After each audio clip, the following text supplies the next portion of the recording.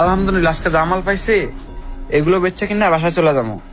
ইস, যে গরম পড়ছে, বস্তাটা একটু সাইডে রাখা গাছের নিচে বসে একটু আরাম করে নেই। একটু বাতাস নেই। ইস, কি যে গরমটাই পড়ছে।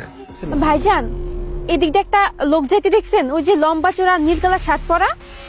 হ্যাঁ আপা মনে দেখছিলাম, এই তো একটু আগে আমার বাম সাইড দিয়ে সামনে চলে গেল। এইদিকে গেছে? হ্যাঁ আপা মনে, এদিকে যান, এদিকে গেলেই পাইবেন। এইদিকে গেছে? আচ্ছা ঠিক আছে, ধন্যবাদ ভাইয়া। এই ঢোকে, এই এই এই তোর বস্তা কই? বস্তাটা দে। আমার বস্তা কই আর কই রাখছি? এটা আমি আপনার করতে যাবো কেন? আর বেটা বস্তার কাজ আছে, বস্তাটা দে আমারে। বুঝলাম না, আপনি যেভাবে কথা বলতেছেন মনে হয় যে বস্তা আপনার। আমার বস্তা আমি কই রাখছি না রাখছি সেটা আমার ব্যক্তিগত ব্যাপার, আর আমার বস্তা আমি আপনারা দেবো কেন? আচ্ছা বস্তার কি কাজ বলেন আমারে, আমি আপনারা বলতেছি। আরে পাগলের বাচ্চা, বস্তার মধ্যে 5 লাখ টাকা আছে, বস্তাটা দিয়ে ধরে আমি 5,000 টাকা দিমুনি। হ্যাঁ কি করতেছেন এসব? বস্তার ভিতরে 5 লক্ষ টাকা? হ্যাঁ 5 লাখ টাকা।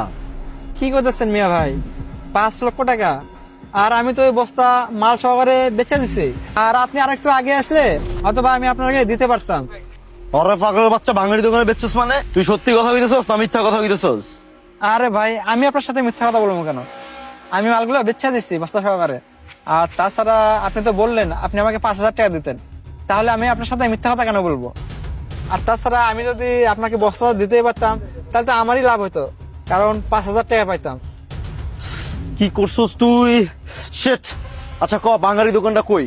মিয়া ভাই, দোকান তো কই এটা তো করতে পারবো না। এই আমার এইখানে আইছিল, আমি বেচে দিছি, নিয়ে এদিক চলে গেছে।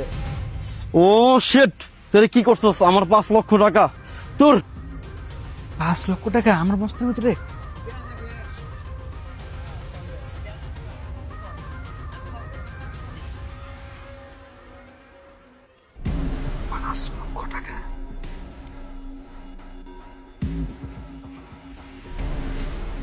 আমার ব্যাগে 5 লক্ষ টাকা আসছে। আইসে 5,000 টাকা দিয়ে নিতে। আপামনি, আপনি এখানে এভাবে দাঁড়িয়ে আছেন কেন? আর আপনি না একজনের খুঁজতেছিলেন, আপনি কি তারে পাইছিলেন? না ভাই, কতক্ষণ ধরে খুঁজলাম, কোথাও পাইলাম না। তাছাড়া কত জায়গায় খুঁজলাম, পাইলামই না। আপা এত করে খুঁজতেছিলেন কেন? হে মনে হয় আপনার কোনো ভাইটাই লাগে না? না ভাইজান, সে আমার ভাই হইব কে? সে হচ্ছে ছিনতাইকারী। আপনি জানেন, সে আমার টাকা ছিনতাই করে নিয়ে গেছে। আপনি জানেন ভাই, 2 দিন পরে আমার বোনের বিয়ে, তার জন্য আমি ব্যাংকে থেকে টাকা তুলে আনতেছিলাম। জানেন, সবাইকে দাওয়াত দেওয়া শেষ, সবকিছু করা শেষ, রাস্তায় বের হওয়ার সময় আমার কাছ থেকে টাকাগুলো ছিনতাই করে নিয়ে যায়। আমি কত দৌড়াইছি, কিন্তু তাকে ধরতে পারি নাই। তাকে পাইনি বলে আমি আপনারে জিগাইছিলাম, কিন্তু আপনি বললেন যে সামনের দিকে গেছে। আমি সেখানেও খুঁজছি, আশেপাশেও খুঁজছি, কিন্তু আমি কোথাও তারে পাইনি। আমি এখন কি করবো আমি কিছু বুঝতে পারতেছি না ভাইয়া। আমার বোনটার বিয়া, এখন আমরা কি করবো? আপনি জানেন না ভাইয়া, গ্রামে একটা মায়ের বিয়ে ভেঙে গেলে কত কি হয়ে যায়। আমি আমার নিজেরে বুঝাইতে পারতেছি না। আমি জানি না আমার বোনের কেমন লাগবো। আপনি জানেন, একটা মেয়ের বিয়ে ভেঙে গেলে তারা কখনো বিয়ে আসতে চায় না ভাইয়া। অনেক কথা শুনতে হয় সেই মায়েরটারে। এখন যদি আমি টাকা ম্যানেজ করতে না পারি, তাহলে আপনি ভাবেন আমি সবার সামনে দাঁড়াবো কেমনে? আমার বোনদের কি বলবো আমি? আপামনি, আপনার বিষয়টা শুনে আমার কাছে অনেক খারাপ লাগতেছে। সবাই উপর আল্লাহর নীলা খেলা, আল্লাহ যা কপালে রেখে রাখছে তাই হবে। আর আপামনি শোনেন, ওই আল্লাহ যদি কপালে আপনার ছোট বোনের বিয়ে লিখে রাখে, তাহলে অবশ্যই আপনার বোনের বিয়ে হবে।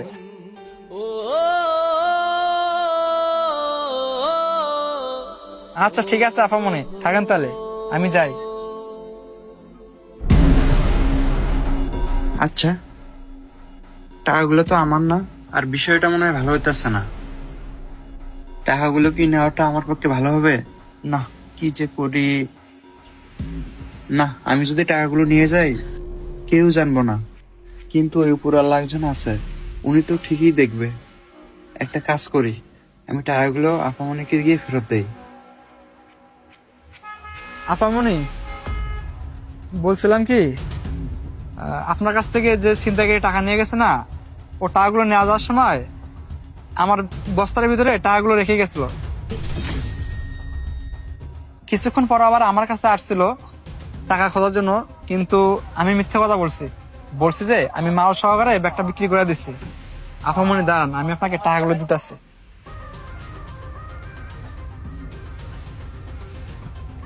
এই যে ধরেন আপামনি। আপামনি, আরে এই তো সেই টাকাগুলা যেগুলো আমি ব্যাংকে থেকে তুলে আনছিলাম। তার মানে টাকাগুলো আপনার ব্যাগে ছিল। আল্লাহ, তোমার লাখ লাখ শুক্রিয়া।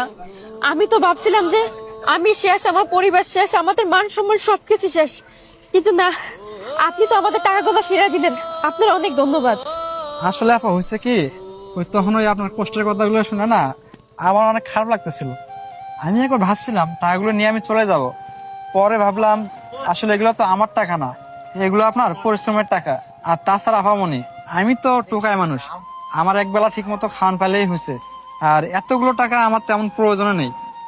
তাছাড়া আমি সারাদিন এই কাগজ ফাগজ টোকায় যা বিক্রি করি সেটা দিয়ে আমি আলহামদুলিল্লাহ চলতে পারি। এখন এই টাকার জন্য যদি আপনাদের বোনের বিয়ে ভেঙে যায় তাহলে সত্যি এটা একটা অনেক মান সম্মানের ব্যাপার। তাই আমি সেটা ভেবে টাকাগুলো আপনাকে ফেরত দিলাম।